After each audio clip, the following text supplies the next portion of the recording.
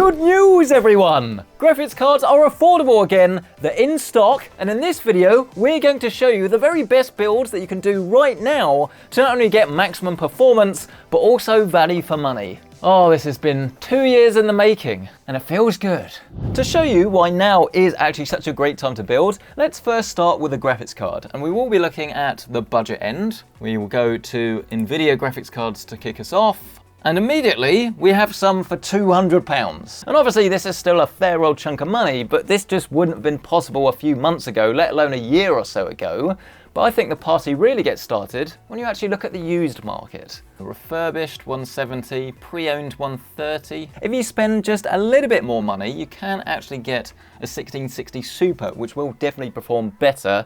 This one doesn't have a box, but there are at least images of it in what looks like a more normal environment. There are definitely some used deals to be had out there. You just have to be careful and make sure you're getting one that looks as legitimate as possible. But obviously when you're spending 150, 160 quid on a GPU, it's not so much of a risk as if you're spending like £500 on a 3080 and then you find that it's been used for mining and it lasts for 3 months. It's still a lot of money, make no mistake, but obviously the risk is less. But let's go for this one for now, a 1660 Super. Let's move on though and take a look at some chassis. It's a great word, chassis. Let's go shopping for a chassis.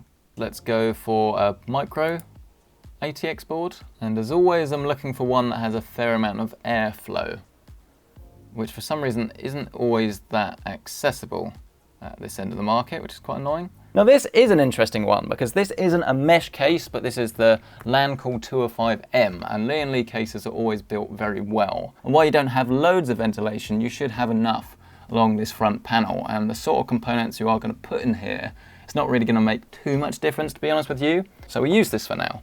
Then of course we'll be needing a motherboard, and I'm going to go for an Intel motherboard. We go for B660, and then it looks as if we have one here from ASRock, the 660M Pro RS. And personally I would strongly recommend going for B660 as it is just a way more future-proof board. You can support 4 sticks of memory, for instance. You've got PCI Generation 4 for both the SSD and the graphics card. It's not the most high-end one in the world, but it certainly is going to do the trick. And then we will navigate over to CPUs for what I would describe as my secret weapon, which is a Core i3 12100F. And this chip is £99 at the moment, so it is a decent amount cheaper than a Core i5.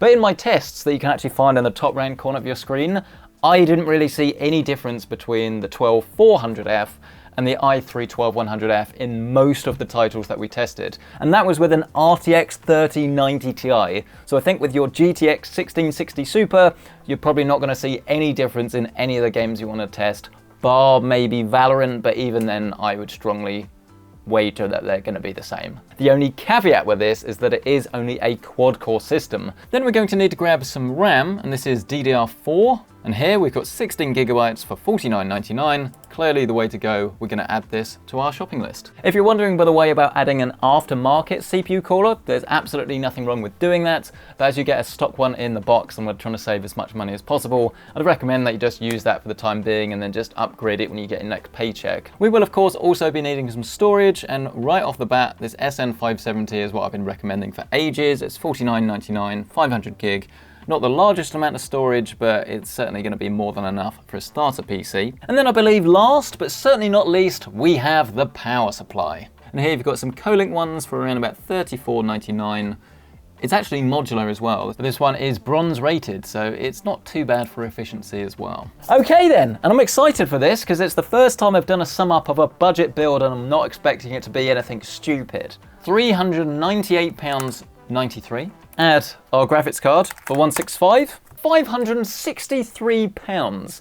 That is not too shabby, and you could save a little bit more by going for a cheaper used graphics card. There were those 1660s or even like a 1050 Ti that is going a little bit older now, but if you really want to save as much money as possible, there are extra corners you can cut. But seriously, for a budget build, this is probably the best PC that I've put together, metaphorically, in a very, very long time. And you know what? The good news doesn't stop there. because I'm going to hand you over to a quick word from this video's sponsor. Want to win an absolutely insane, fully decked out custom Tesla? Well, now you can, because Amaze are the proud sponsor of this video, and they're giving you the opportunity to win just that. The prize is a custom unplugged Tesla Model S Plaid S Apex, worth over $250,000. It's got a 0 to 60 time of under 2 seconds, over 1,000 horsepower, and a completely customized S Apex conversion, with carbon fiber, ceramic brakes, bamboo leather interior, the works. And the best bit about this is that you can also help an amazing cause,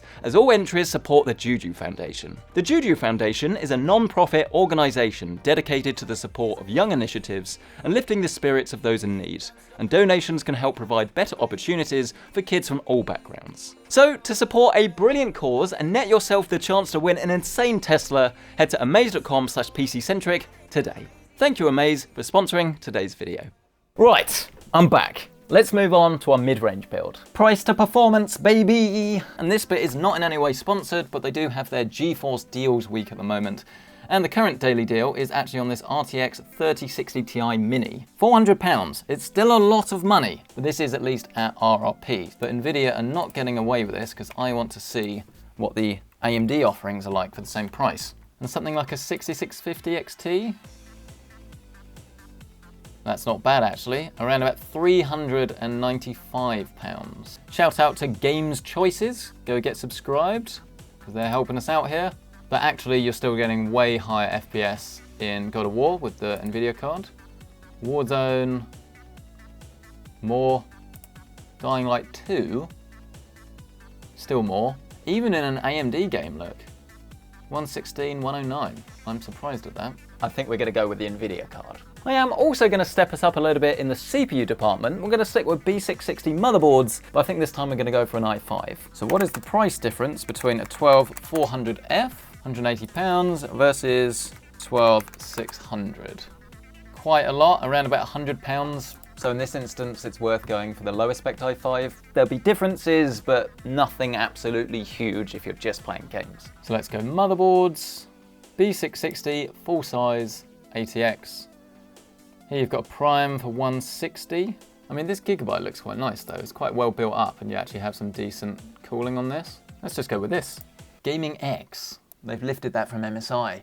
We will also be needing some RAM, and this is an area where you definitely have to check whether your motherboard supports DDR4 or DDR5, because they are not cross-compatible. DDR4 motherboards are usually a little bit cheaper and the RAM is cheaper. DDR5, in theory, should have some more performance later on, but you've got to pay for it now. So personally, I would stick with DDR4. We want it to have some RGB, please.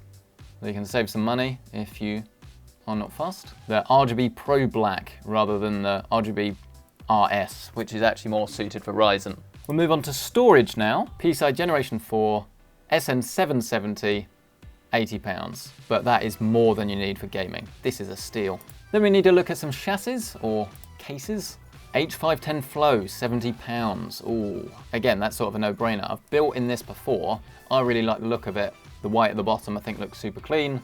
You can't argue with £70. So let's go with that. The only thing I don't like about this is that there isn't really much ventilation at the top. You can only put a fan up here. So if you're wanting to go for an all-in-one liquid cooler, you're gonna have to put this at the front of the chassis. So on that note, let's grab ourselves a decent air cooler. And there's one that I actually built with a couple of weeks ago. Here it is, it's the i35, and it's very conveniently priced at £35. Maybe that's what they were going for. I feel a little bit stupid for not working that one out. And then I believe our final component is the power supply, and we are gonna need a little bit more juice this time, especially if you're going to want to upgrade this later on. Probably a 650 watt is gonna be a good bet. And here, right at the top, look, you've got their bestseller RM650. I absolutely love this power supply. This is £80 and it's fully modular. And I believe we can now go to our checkout, and including delivery this time, we have a grand total of £1,081.39. That, for a mid-range PC, is pretty much bang on the money. I think £1,000 for a PC has always been sort of the sweet spot. The main thing to note, and of course the big question that you guys probably have and are shouting at the screen right now, is what about the new graphics cards that are coming out? Well, I've already made a video all about whether you should buy now. You can find this video in the top right corner of your screen. But what is becoming potentially clearer and clearer is that the top-end GPUs that will be arriving later this year are going to be very expensive. So if you just don't have the budget or you don't want to spend like £700–800 on a GPU, then it should be very safe to buy something like a 3060 Ti, because this isn't going to be replaced for at least 6 months or something, would be my guess, and even then there's no guarantee it'll be the same price. But as we start to go more and more high end, the risk of having something that is outdated, potentially at the same sort of cost, does get more and more realistic. And on that note, it's time to move on to our top end, balls to the wall, fully maxed out gaming PC. We're going to start this time with the CPU, and I think there is no better choice at the moment for the high end than the Ryzen 7 5800X 3D. This is technically the fastest gaming CPU you can get if you're counting out the i9 from Intel that just costs an absolutely ludicrous amount of money that, in my eyes, is definitely not classified as a gaming CPU. Of course, we're going to need a matching AMD motherboard. We'll go for X570S, as these have the largest amount of features, but please do be aware that these don't support DDR5 nor PCI Generation 5. So if you want to wait and grab an AM5 motherboard, then you can do that. If you want to find more information about this and what it is, my video is in the top right corner of your screen. It looks as if we've got the X570S Carbon Max Wi-Fi here, but I think this Carbon Wi-Fi Max is going to do the job very nicely. As for the CPU cooler, let's go for an all-in-one, as they do look a little bit nicer. Here we have Corsair's H100i Elite Capellix. That's on sale at the moment for £94. You can get MSI's Core Liquid C360 for £130.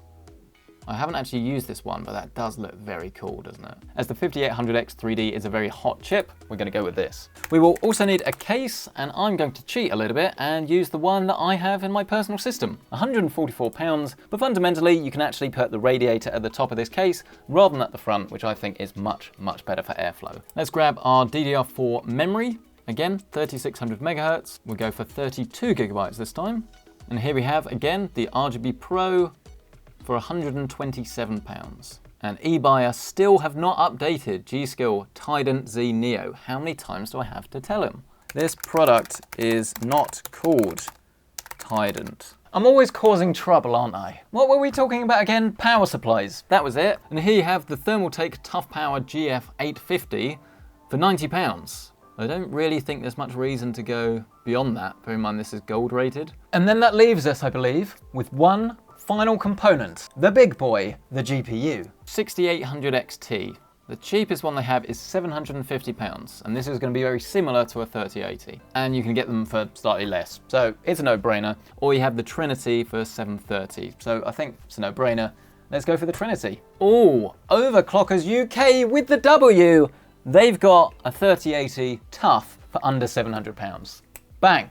Sorted. We will also be needing an SSD, a 980 Pro from Samsung on sale at the moment, 110 quid. No brainer. I believe it's time to reveal the price. Drum roll please. £2,046, which is definitely a lot of money, especially for something that in theory is going to be outdated in a few months' time. But do bear in mind that if the 4080 comes out and they ask for a price of 1,200 quid, suddenly that's almost double the price of the 3080 that you've bought here. The only thing I'll say about that is usually the prices on the current generation start to come down as soon as the new one is announced. It's a weird one. It's not necessarily the best time to build now, but it is a guaranteed time to build now. We don't know what's going to happen in the future with pricing, availability, stock. We don't know any of those things. So I don't think it's a bad idea to get something if you need it. If you're currently sitting on current hardware and it's fine, you don't need more FPS, then don't upgrade things that don't really need upgrading. Things like SSDs, they're available for a good price. Grab them now.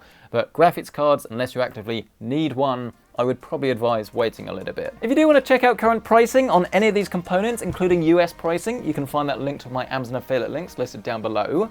But let me know your thoughts on these builds. What have I done right? What have I done wrong? What have you got in yours? I'd love to hear from you. Smash that like button, get yourself subscribed, and I'll catch you in the next one. Thank you for watching.